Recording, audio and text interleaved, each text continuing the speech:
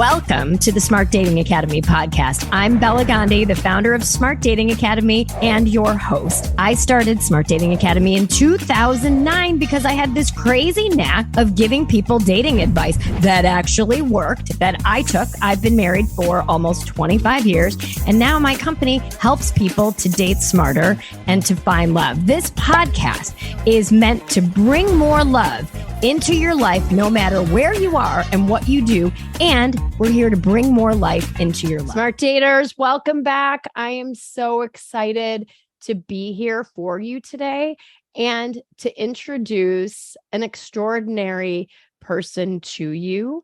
Her name is Jody LaVoie.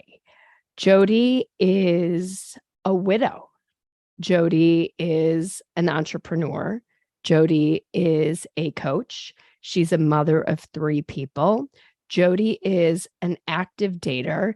More importantly, Jody is not only a client at Smart Dating Academy, but is a dear friend of mine who is here to share with you what her journey in her life has been, which I know many of you will find pieces of this that you will relate to, and you will put Jody in your heart forever.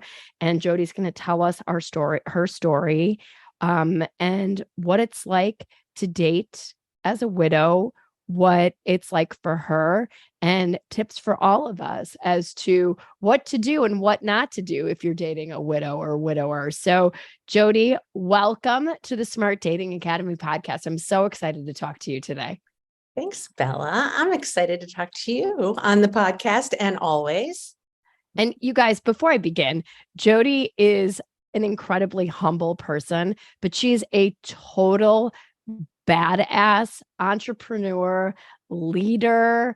She's really an extraordinary human being. So I'm just going to proceed with that. And now I'm going to ask her to tell you her story, but I really want you to listen with those ears because this is truly an amazing human being. Tell us, Jody, tell us about your life, your marriage, and we'll let's just go.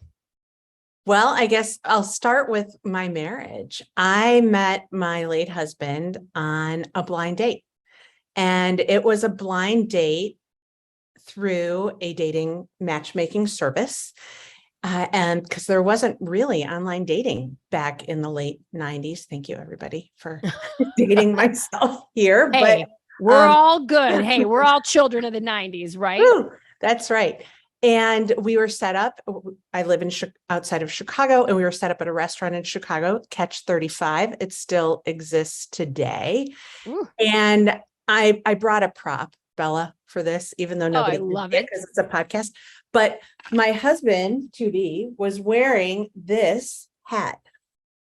Oh my God. Oh, if you guys could see it, maybe we're going to put we'll try and get a screenshot of it in there, but it's like a Russian, how do you describe it? One of those like hats? Is it a babushka? I don't know why I always thought that's what it was. I don't know. It's a Russian black fur hat, and it's February in Chicago, so it makes sense, but not a first date hat. You probably wouldn't tell your clients, Bella, to wear that on a date. And I found that so endearing, I think. And I would say it certainly wasn't love at first sight, but he intrigued me. And he just had this big, like really big presence about him that made me, I prepared for our second date. Bella, we were going to the Art Institute. I'm like, I better research. What are we seeing? So I can, have some very intelligent things to say, just because he had that kind of presence about him. And I loved that piece of him as well. And so we went on dating we dated for about a year and a half. And there was a time I actually put a deadline on, okay, if we're not going to move this relationship forward, that's okay. But let us come together in a year and a half and make that decision, because I wanted to have children. And if he wasn't going to be my person, which I certainly hoped he was going to be, and he was, then I'd want to make that decision. So anyway, that time came. We got engaged on my birthday, which is a day that I was a little cuckoo about my birthday, Bella, because it's right before Christmas. And as a Christmas baby, my mom always made sure that I was showered with birthday gifts that were not wrapped in red and green. And so my birthday was kind of a big deal. And he knew that. And so he knew that would be the only day that I would be surprised. And I was completely surprised. So it was truly special. And we had an amazing marriage that we worked at. We were really intentional about keeping our relationship as a primary relationship after our kids were born. We had a standing date night every Thursday night. We had a standing babysitter. If he was out of town for work, he flew back in. Wow. And so it was a huge commitment for us. In fact, my wedding band said my commitment, because that to us was first and foremost. We're committed to each other. We're committed to working on the relationship. We're committed to investing time in it. And that really was so important to me. Yeah. Wow. Wow. And then we had 3 amazing daughters who are, 2 have kind of flown the coop, Bella, and only one at home. You just sent your daughter off to college. Oh, it hurts, right? Like something inside of you physically hurts. Yeah, Yeah. it does. It does. But then you see them there and they're where they should be, right? Right. So that just, it feels good. So It does feel good. yes. And then let's see, my husband founded a business in 2000 in Chicago. And, over the years, I worked on and off in the business. I did a little HR, I did a little marketing, I did some of the bookkeeping. And then I took 8 years off to raise our kids. And then in 2014, the unthinkable happened. My world changed forever, Bella. I received a knock on the door at my home from a local police officer who was holding a slip of paper that's had the phone number of a Chicago police officer. And all he said was, "Your husband has been gravely injured. I need you to call this number." And I said, "Okay, what happened?" He wouldn't tell me. So I took the paper, called the number, and that police officer just said, "Your husband is in surgery. Can you get downtown?" And I'm like, "Yes, what happened?" Wouldn't tell me. And then 2 minutes later, Bella, my cell phone rings. It is the press. They told me. And no, I'm not kidding. I didn't know Never that. told you that? No. Yeah. It was the press. That it happens instantaneously. My dad drove me downtown and I could see the helicopters. Oh, and I haven't told everybody what happened. So my husband was shot at work by an employee that he demoted 4 days prior, who came back to the office and shot my husband. And this is downtown Chicago in the Loop. So this affected hundreds and hundreds of people. They evacuated buildings, and there are many people who had offices in that space that remember it. And as I was driving downtown with my dad, I could see the helicopters, the news helicopters, like hovering over the scene. And it's just crazy because you see parts of your life in the news. It was on, the nighttime news. The news people camped out in front of my house, and I had my kids here and my mom here, and they would ring the doorbell. And so my kids and my mom left. They went and stayed at my mom's house, and they never found her there. The press showed up at our church for candlelight vigils. They came to the funeral. They knocked on my door the day Steve died. He did not die right away. He never regained consciousness, and he was in the hospital for 3 months. And then he did pass away. But overnight, when this happened, all of a sudden, at first, I'm worried about my kids. I was scared to call his parents and tell them this happened to their son. Like, that's just an awful thing. And I actually had my brother-in-law and sister-in-law do that because I can't deliver that. They need somebody in person to hear that kind of news. And I woke up the next morning and I went, well, I never slept, of course, but I woke up, I'm like, oh my gosh, I'm now running a business Oh because my God. that was the plan. If something happened to Steve, I would take over. And that was the extent of the plan, Bella. We Oh didn't, my God. but fortunately, we were the largest shareholders. We talked about the business all the time. I had traveled with Steve. I knew many of the employees. I knew where Steve wanted to take the business. So I knew a lot of those things, which is really fortunate. Yeah. Yeah. And I guess part of me, I was in shock, of course, early on, and having to jump into some of these things. I think I was happy I was in shock, in retrospect. I bet. It was just, there were so many fires to put out, and it took, let's see, I was running the business for 3 years until we sold to private equity. And those were the most stressful years of my entire life, for sure. Oh my And, God. because my daughters struggled, as one can imagine, when this happens. And, each of them were struggling a little bit differently and needed extra help in different ways. And so that took a lot of time and energy, and then the business. So there really was not much time for myself back then, for sure. And my health certainly suffered from that. Wow. Wow. So in one moment, your entire life just went upside down, and you didn't even have a moment to yourself. It's like you had 3 little girls, you had a sizable business to assume CEO-ship of while you're grieving. It's like, it just sounds like you were a player that went on to the court, and that was it. Like, you didn't have time to think about anything except the game you had just been inserted into. It's so true.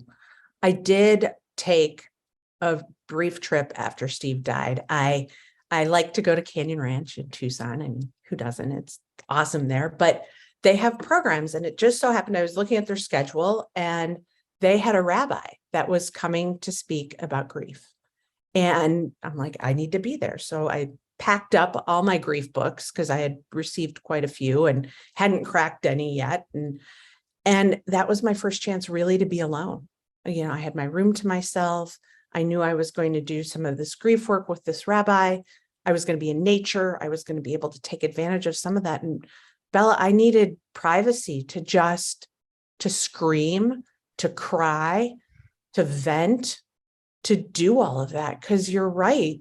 Yeah, I absolutely wanted and did show my children, crying, but they didn't need to see the crazy hysterics that I really had to get out of my system at that point. And so that was really helpful.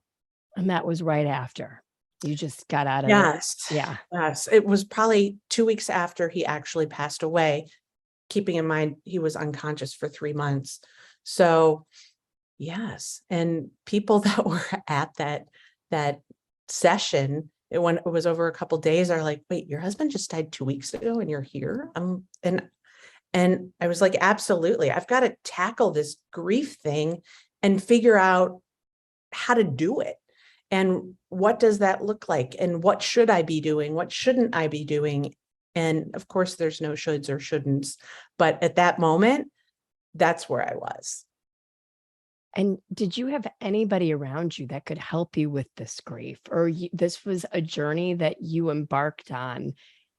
It's like nobody had walked in your shoes. How could they have? No. And there's the fact that, yes, I'm grieving. And then there was the fact he was murdered. Like, that doesn't happen in my community. It hadn't happened to any of my friends. My youngest daughter was 9 at the time. And so all of a sudden, like, the world isn't a safe place. Your dad's supposed to come home from work. And so having that lesson instilled in them was just awful. So I did a couple things. So number one, I found a local organization actually that supports children who've been victims of homicide, the Sheila A. Doyle Foundation, and they have a summer camp.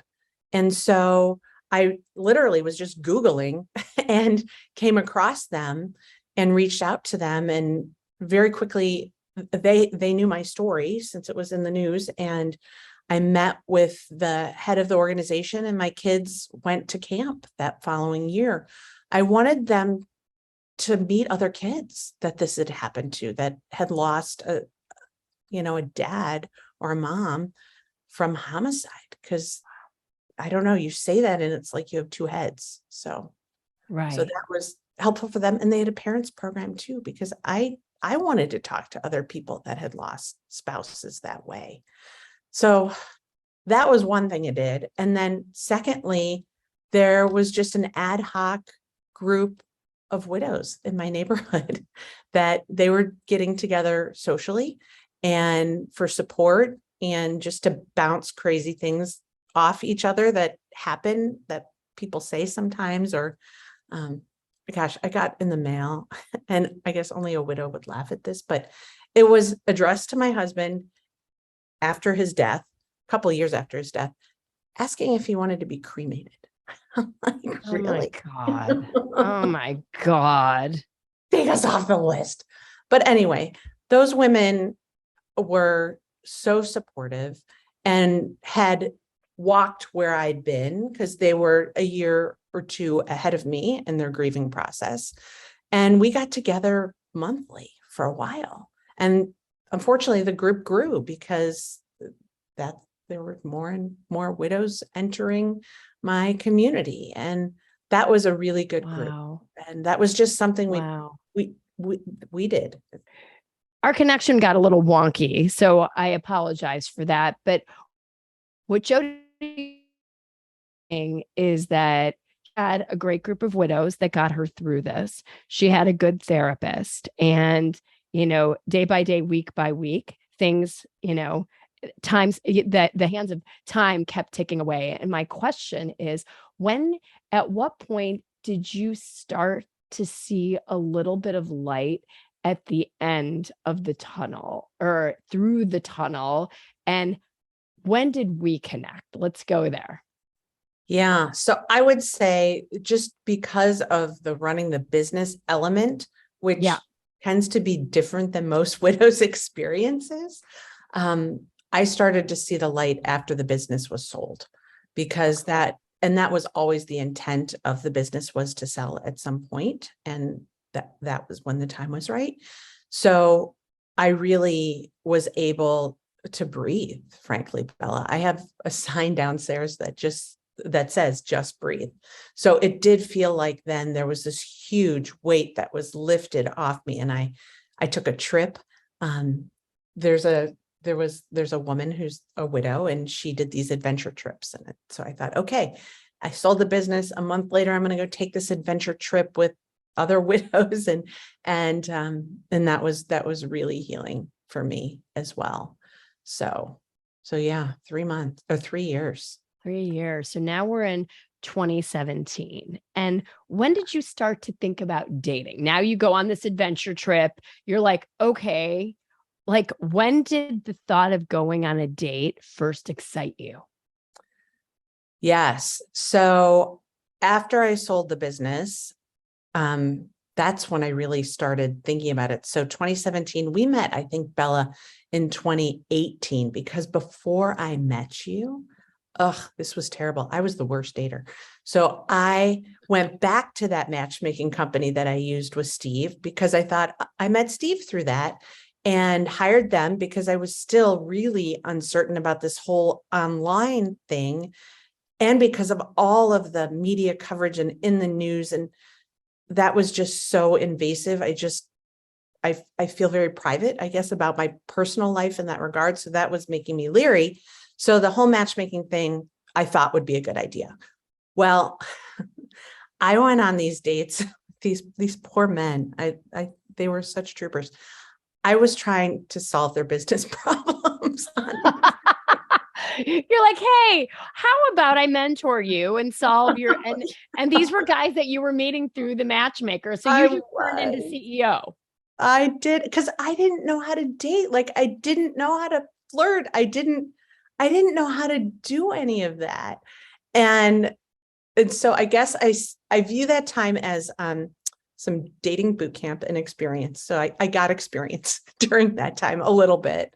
I probably went on 8 dates with 8 different men. And then I knew that wasn't working. And I really needed an expert to teach me how to date again and teach me this whole crazy world of online dating and what's appropriate and what's not appropriate. And I don't know,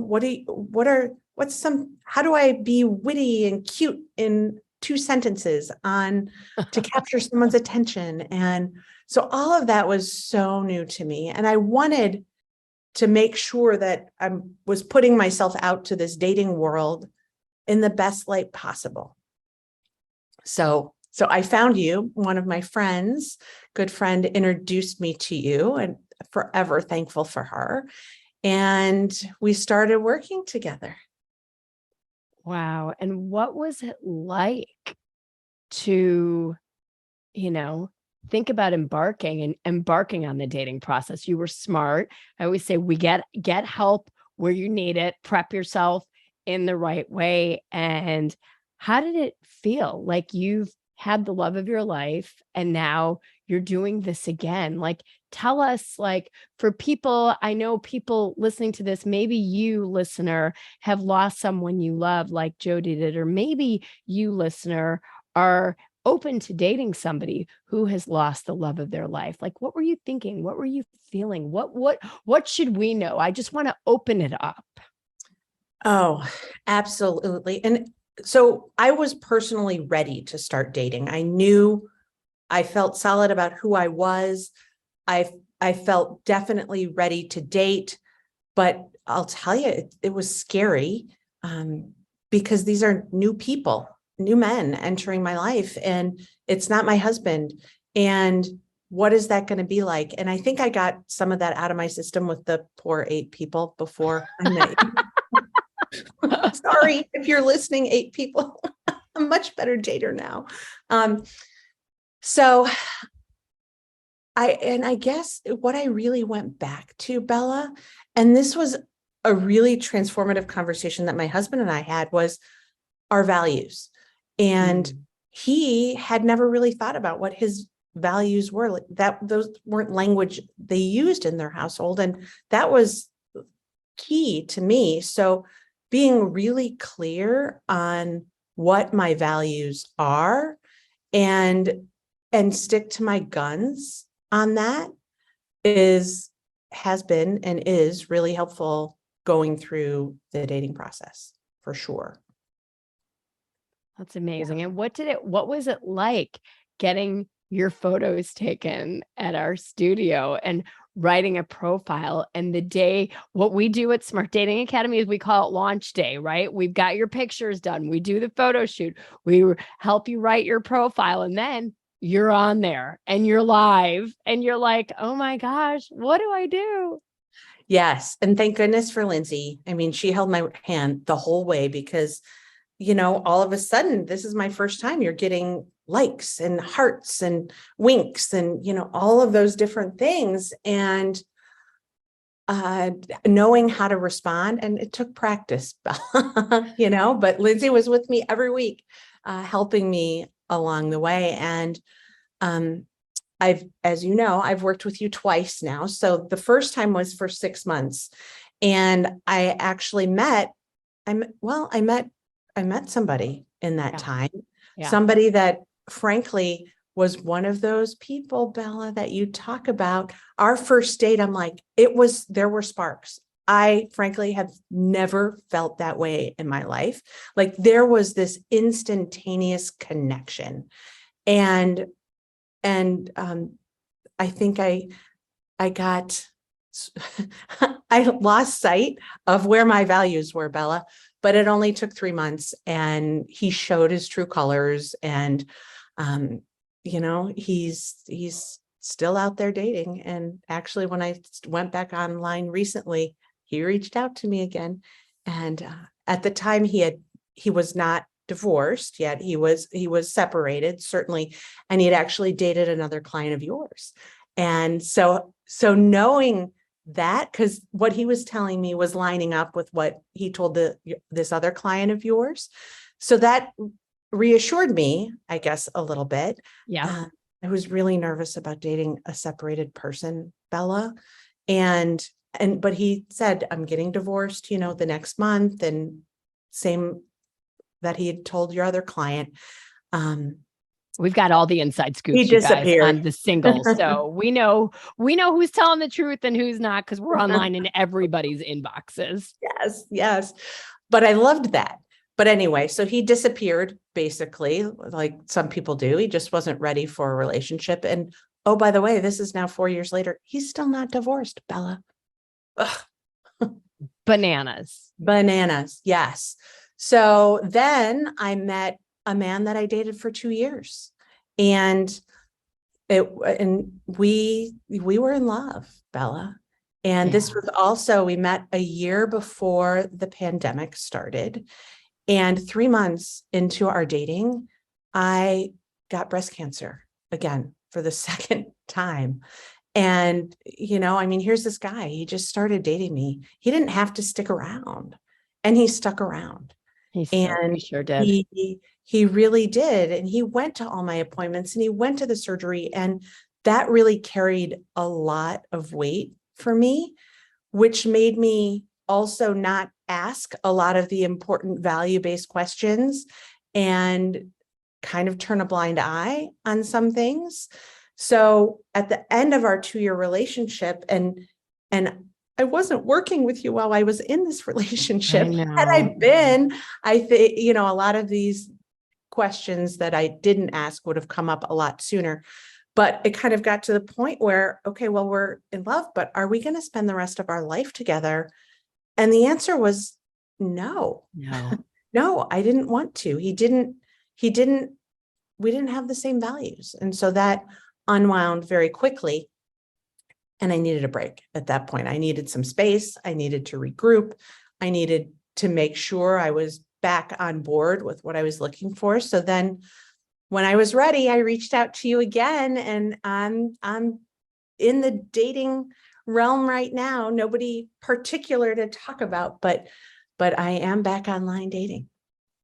And, I want to come back to something that you said, which is so important. Sometimes people think about dating and date coaching people ask me all the time, well, Bella, if I work with you and I meet someone on the third date, do I just put myself on hold? And the answer, you guys, is at SDA, we look at dating in 2 phases. Phase 1, like Jody's saying, is getting yourself out there the right way, knowing women that are looking for men who your high GHQ guy is, high and good husband qualities, right? Same for men, good wife qualities. And then really understanding the red flags, building your funnel, having multiple people that you're dating at the same time, filtering. Some people are going to make it to the 2nd, 3rd, 8th, 20th date, and some people are going to get sifted out. Now, the goal of the funnel is to narrow it down to one person who becomes your boo, your partner, your boyfriend, your girlfriend, whatever you want to call it. But that sort of marks the end of phase 1. But then what happens is we go into phase 2, which arguably is the more important phase. Right now, we've got this one person. Now we're going to say, is this the right person? Like Jody's saying, does this person line up with my values?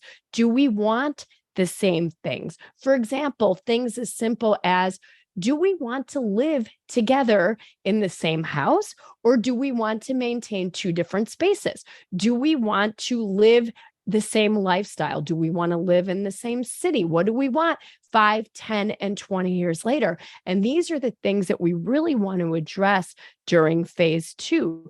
Does this person fit in well with my family, with my extended family, with my kids? And these are all the tires that we want to kick in phase 2. So when people come in, I'm like, there is no love in 90 days. There's maybe lust in 90 days. Maybe you found a prospective candidate, but this is a process that takes months and years, as Jody's saying. Sometimes we have people on and they found love on the second date. And here's Jody, who worked with us in 2018. And now we're back to 2022. And we're taking this on again at a slower pace for more than a year, really saying, okay, how are we going to measure twice and cut once? So I want you, if you're listening to this, to understand everybody's just like you, right? We're all trying to figure this whole dating process out. But remember, slow and steady is what's going to win the race. And there's no trophy for getting this right the first time, right? Dating is a marathon. It's not a sprint. So I'm so glad that you shared your story with us and you're back there in the dating pool. Well, how, what are some things, if people are listening to this and they're dating a widow or a widower, let's kind of flip the script here.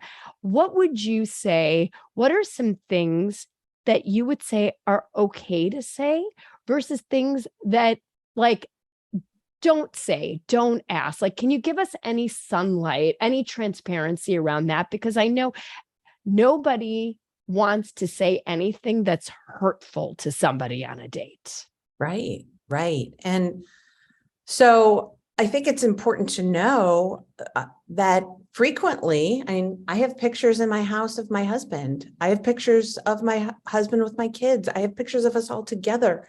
Those are really special memories. And those are going to stay in my house, whether when I remarry, they're still going to be in the house, because my late husband, is always going to be a part of me. Now, that doesn't mean that my heart doesn't have room to let somebody else in, but it's important, if you're dating a widower or widower, know that that person is really special to them still.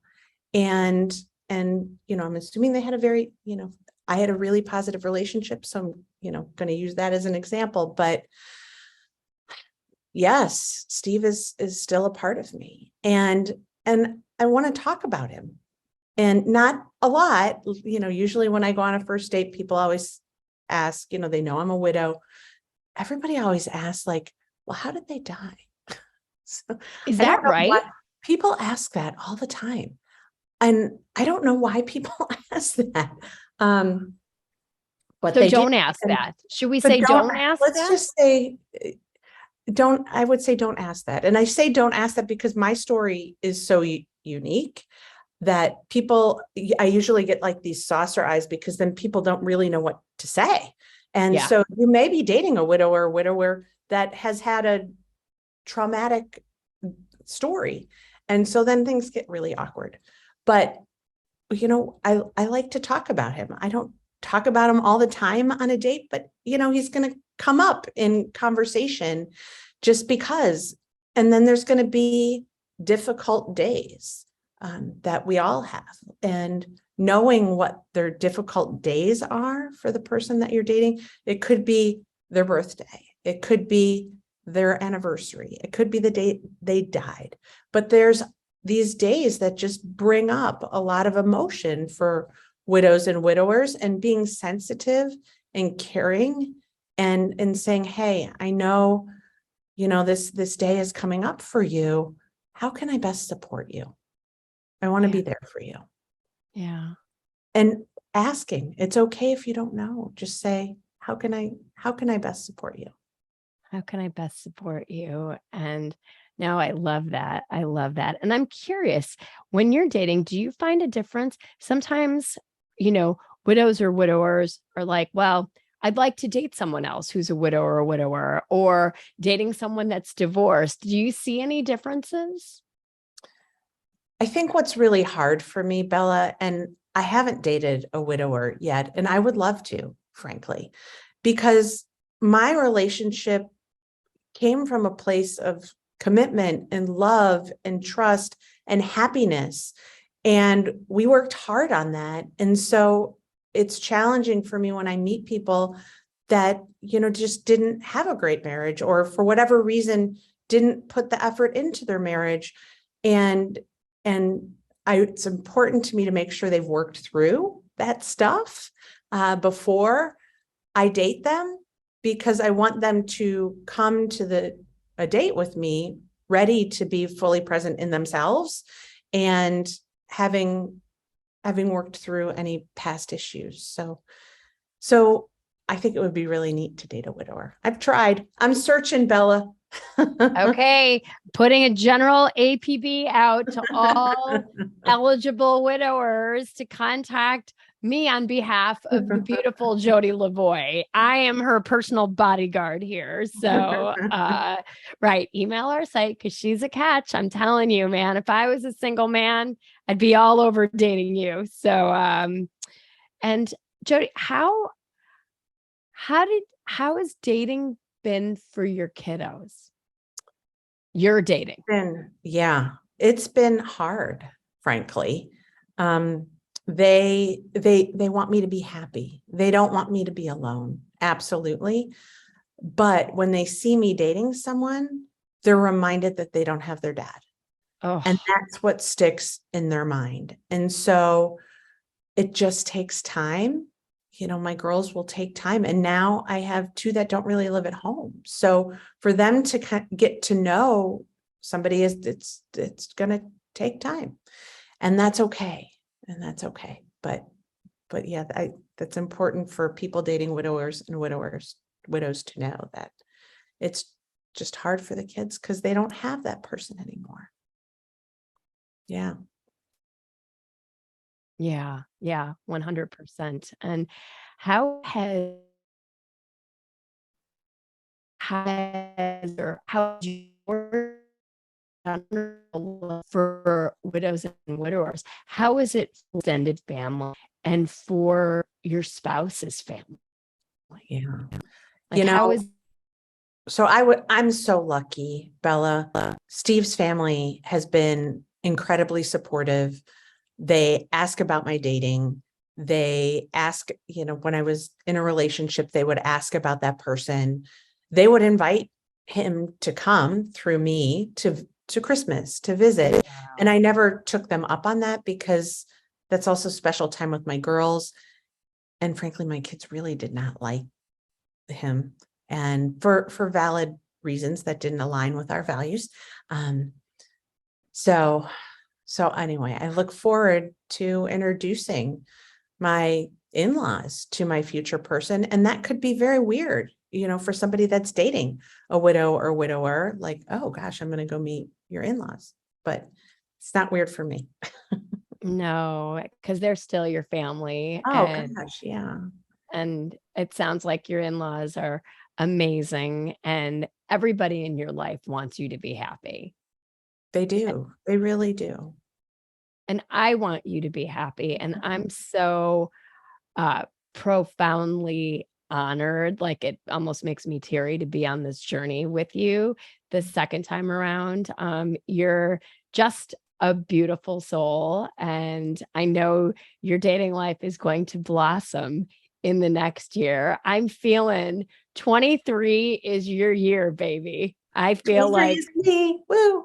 23 and me. I like it. We're going to go with that. 23 is Jody. And Jody, tell us about, you've done so much work. I mean, I have been through the sale of a family business, and that is no small feat. And to do what you did and to sell the company, I literally, like, it makes like the hair on my arm stand up. What an incredible move that was.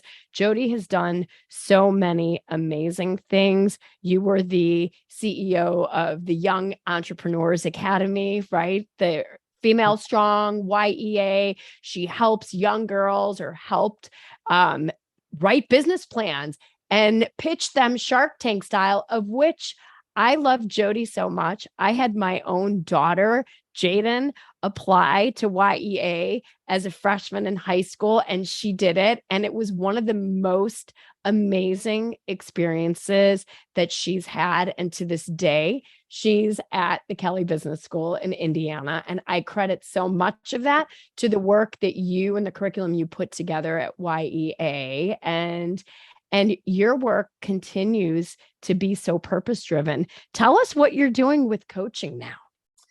Yes. So I am coaching widows in the workplace, Bella, because I know my journey was very difficult for me, and I learned a lot along the way.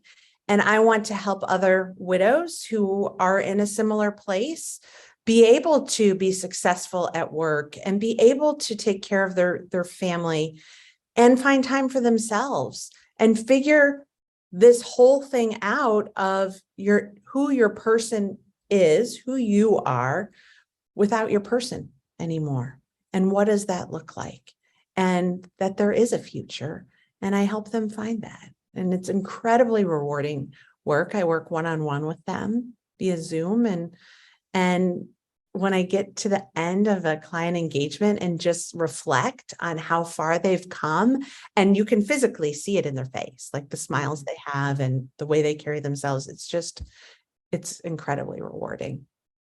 And with your practice, is there a good time for people to reach out to you for coaching?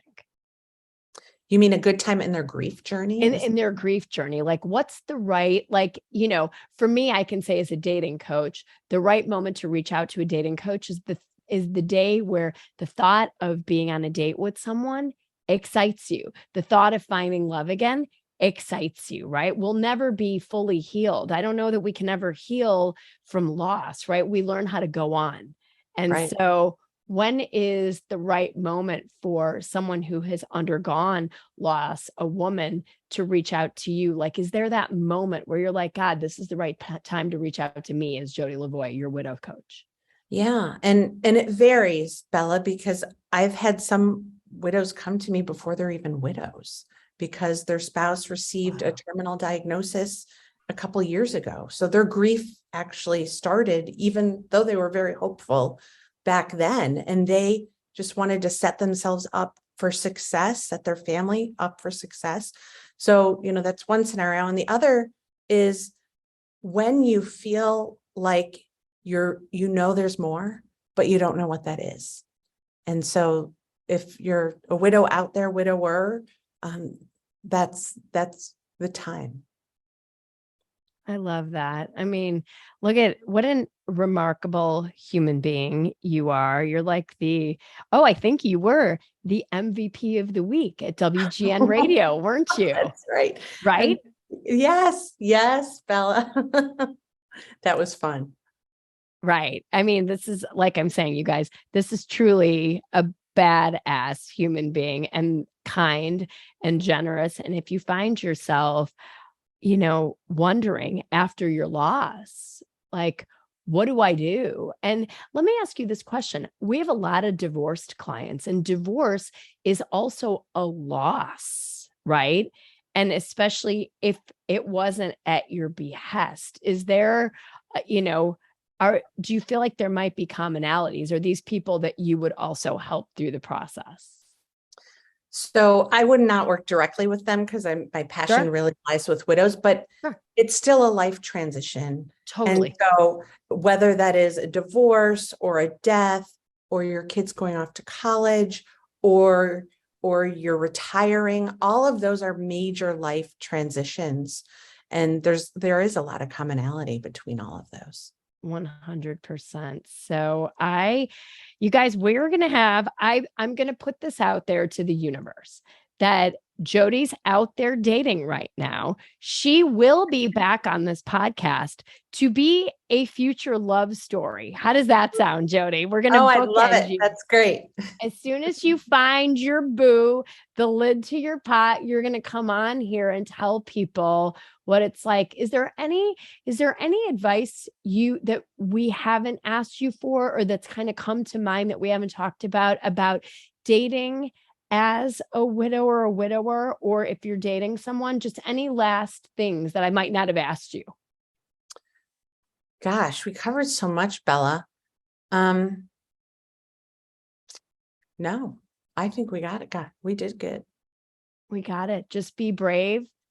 Hire someone to be on the path with you, whether you're grieving and you need purpose as a widow, whether you want to get out there and have a coach. Jody's hired us. I would tell you to hire her. The world has changed in some senses really beautifully in the last couple of decades, where the services like what Jody's doing, what we're doing, they didn't exist 20, 30 years ago, right? We were all going to be washed up. And if you were single after loss, that was it, right? And now there's so many people out there that can help you to take that next step. So be inspired. And I hope Jody's story inspired you, that if you can go through losses as deeply profound as she has, right? That you too can find the strength within yourself to go forward and to do this again. So Jody, you're the best. I love you to the moon and back. Thank you for being on here. And you will be a bookend love story. I know it. So, and where can people find you if they want to check out your widow's coaching? Yes. JodyLaVoieCoaching.com. And I will put it in the show notes as well. So thank you, my dear. And I know we're going to toast with a glass of wine live soon. So for those of you who have listened to this episode, loved it, please go to Apple, go to Amazon, give us the 5 stars, write what you liked about it. It means the world to small new podcasts like us. Share it with your friends, share it on social media, send it to somebody who has had a loss that needs to hear this. Send it to somebody who you can motivate to take that next step to find the lid to their pot, and maybe just to be brave and to know that someday they'll be ready. So until next week, I bid you farewell.